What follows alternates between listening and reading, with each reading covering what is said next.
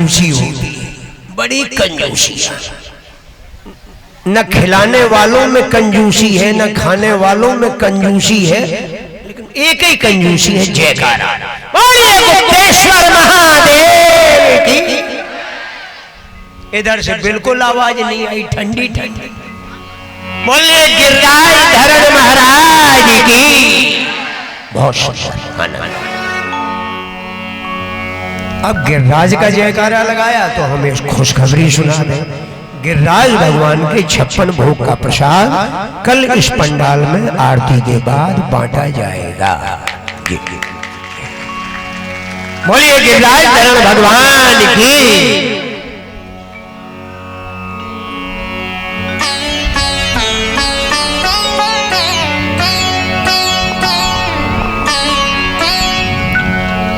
भगवान की माया बड़ी विचित्र है, बड़ी विचित्र। शो माया सब जगह न जावा, शो माया सब, शो माया सब जगह न जावा।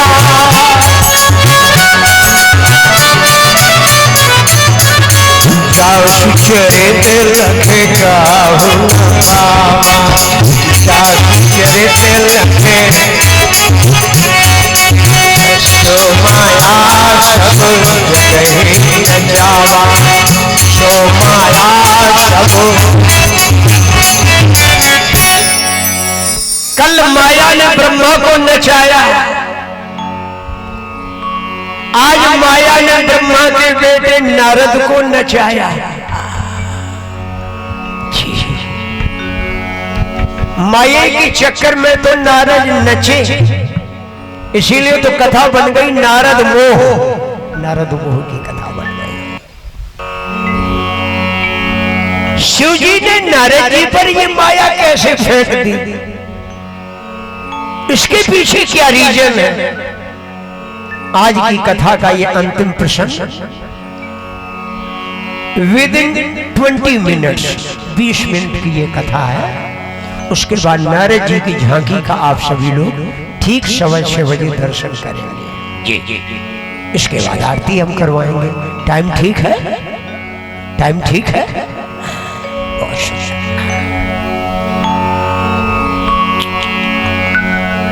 ऋषियों ने ये प्रश्न किया आज सूत जी से, महाराज ये नारद जैसे संत को माया ने कब घेरा, कैसे घेरा? सूत जी बोले उसके पीछे एक इतिहास है। एक बार की बात है, शिव पुराण की ये कथा रुद्र संहिता की सृष्टि खंड से इस समय आप सुन रहे हैं।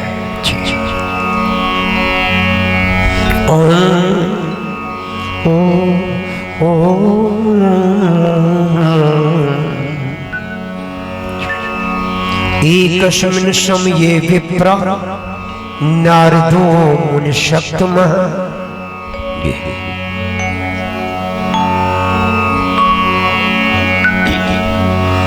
एक बार नारद जी घूम रहे थे, तो घूमते ही नारद जी परिव्राजक संत है ना, घूम रहे थे। घूमते घूमते हिमालय की तलहटी में पहुंच गए। एक बार हिमशैल गुहा का जिद एका परम शोभना, वहां पर उन्हें पर्वतराज हिमालय पर पवित्र देश में उस पहाड़ में एक गुफा दिखाई दी। घूमते घूमते नारद जी को उपत्यका गुफा को कहते हैं, गुफा को कहते हैं। उस गुफा की विशेषता क्या थी? बहुत सुंदर थी। अच्छा, हिमालय के जिस कॉर्नर पर वो गुफा बनी थी, वहां की दूसरी विशेषता क्या थी? यत् समीपे सुर नदी सदा बहती वेगता, वहीं से गंगा जी निकली, धरती पर उतरी उसी हिमालय से उतर वही वो गुफा। तो हुआ क्या सुनो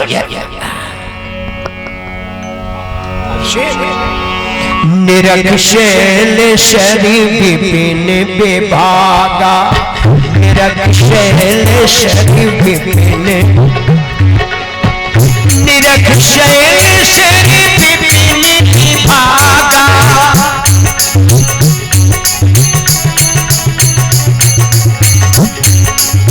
भयौ नमः पतिपद अनुरागा,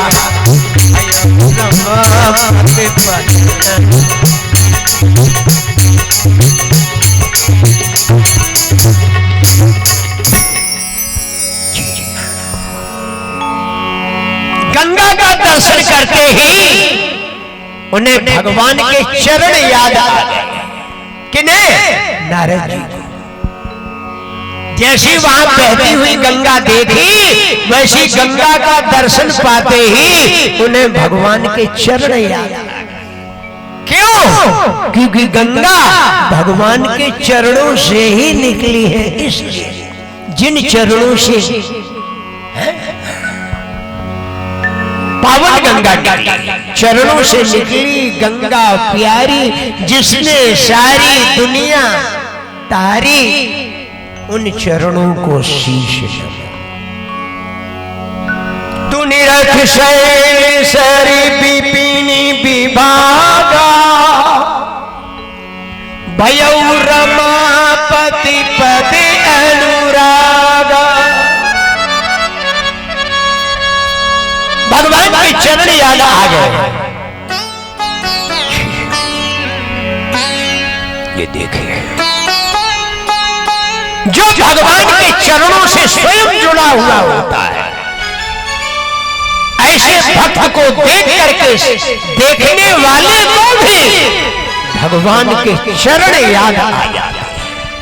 गंगा भगवान के चरणों से जुड़ी है, तो गंगा का दर्शन पा करके नारद को भी भगवान के चरण याद आ गए। याद आ गए।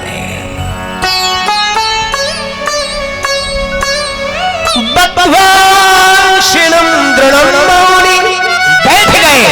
जब अनुकूल वातावरण मिला तो बैठ गए, ध्यान लग गया, पद्मासन लगाकर बैठ गए, उनकी समाधि लग गई। समाधि लग गई। हालांकि नारद जी बहुत ज्यादा देर तक एक जगह ठहरते नहीं है, उन्हें दक्ष का श्राप लगा है, लेकिन यहाँ ये श्राप उन पर लागू नहीं हुआ।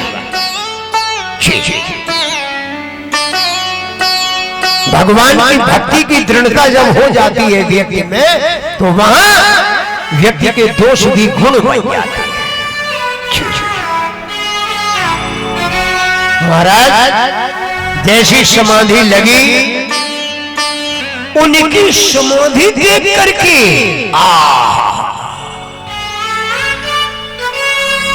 देवताओं का राजा इंद्र कांपने लगा। ये कहीं समाधि लगा करके तपस्या करके भगवान से शक्ति अर्जित करके कहीं ये मेरा सिंहासन न छीन ले। ये देखो, साधना हो रही है धरती पर, और साधन संपन्न इंद्र स्वर्ग में रह रहा है। साधना के आगे साधन संपन्न कांप रहा है। साधना में वो सामर्थ्य है कि जिसके आगे साधन संपन्न भी कांपने लगते हैं, कांपने लगते हैं। साधना में वो सामर्थ्य है। साधना हाय कहीं हमारी गद्दी न छीने, इनकी समाधि भंग की जाए। तो तद विघ्न करणार्थम ही हरे तुम ये सा। इस कार्य के लिए उसने कामदेव को बुलाया, और कामदेव वहां गया, और कामदेव ने जाकर के वहां अप्सराओं के नृत्य छुड़वा दिए। जी अप्सराओं ये देखिए। लेकिन भैया नारद की तपस्या का कोई क्या बिगाड़ सकता था? आखिर उन पर भगवान की कृपा ठहरी। बाबा तुलसी लिखते सीम की चाप सके को उतारो, चाप सके को, सीम की चाप सके को जिताशु, पर रखवार नमा पत जात, पर रखवार नमा।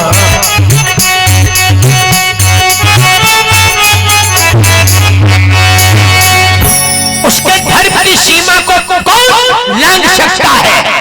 जिसकी रक्षा स्वयं परमात्मा करता है। सीधी की चाप सके कोई ताशु, बड़ रखवार रमा पति जाशु।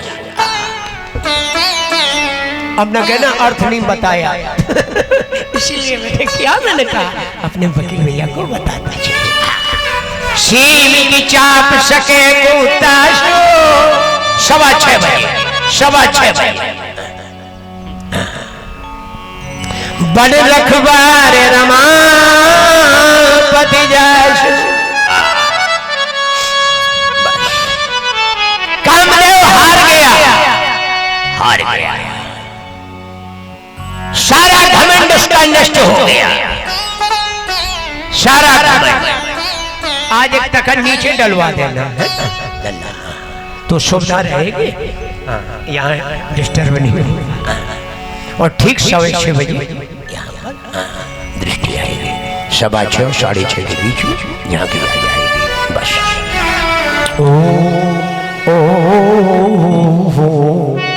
सारा घमंड नष्ट हो गया इंद्र का।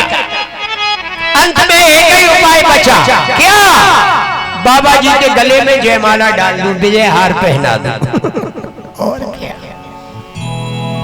उठाया विजय हार, ये नारद जी के गले में डाल दिया, डाल दिया। और जैसे नारद जी के गले में डाला, प्रणाम किया, प्रशंसा करने लगा। वाह महाराज, धन्य हो संत शिरोमणि, आपने तो कमाल ही कर दिया। आपने तो काम को भी जीत लिया, वो भी आपका कुछ नहीं बिगाड़ सका। कमाल हो गया। धन्य हो प्रभु, धन्य हो, चरणों में दे दे। काम जैसे नारद ने प्रशंसा सुनी, भैया प्रशंसा तो बड़ों बड़ों को डिगा देती है। और क्या,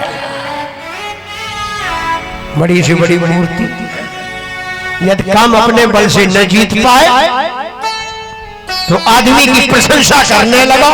प्रशंसा में इतनी ताकत है कि जिसके आगे बड़े बड़े हैं। जब नारद जी ने आंखें खोली तो देखा चरणों में पड़ा हुआ काम लौट रहा है। लेकिन नारद ने जिस समय काम को देखा, नारद ने उस पर क्रोध नहीं किया। शंकर जी ने तो काम को देखा था तो उस पर क्रोध कर दिया था, वो भस्म हो गया। लेकिन नारद ने काम की ऐसी हरकतें देख करके भी उसके प्रति क्रोध नहीं किया। नारद जी सोचने लगे, आहा, देखो हमने काम को भी जीता और इसने हमारी तपस्या में इतना विघ्न डाला, तब भी हमने इस पर क्रोध नहीं किया। हमने क्रोध को भी जीत लिया। देखो ना, हमने काम को भी जीता और हमने क्रोध को भी जीता। नहीं, काम को एक ने और जीता था। किसने? बोले शंकर जी ने। लेकिन उन्होंने तो अकेला काम को जीता था, क्रोध को तो नहीं जीता था। अगर क्रोध को जीता होता तो क्रोध में आके काम को भस्म कैसे कर दिया? यानी वो काम पर विजय प्राप्त कर सके, क्रोध पर नहीं कर सके। हमने काम पर भी विजय प्राप्त की, क्रोध को भी जीता। हम तो उनसे भी आगे निकल गए, हम उनसे बड़े हैं। अब जाकर के हम उनसे कहेंगे कि अब तुम्हारा जमाना गया, अब हम बड़े नंबर 1 पे हम, और जहां आदमी में आया हम, वही उसका पतन शुरू। जिता काम अहमियत मन माही, जिता काम अहमियत, जिता काम अहमियत मन माही,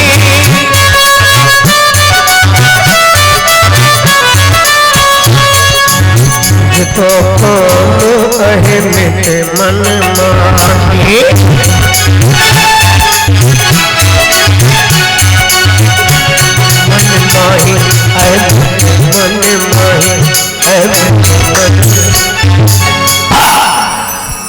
इसलिए अब हम उन्हीं के पास चलते, उनके सामने अपना एडवर्टाइजमेंट करके बताएंगे कि तुम्हारा जमाना खत्म, अब नंबर 1 पे आ गए हम, और तुम हो गए नंबर 2। हम कहेंगे चलिए श्रीमन नारायण नारायण बोल, लक्ष्मी नारायण नारायण बोल।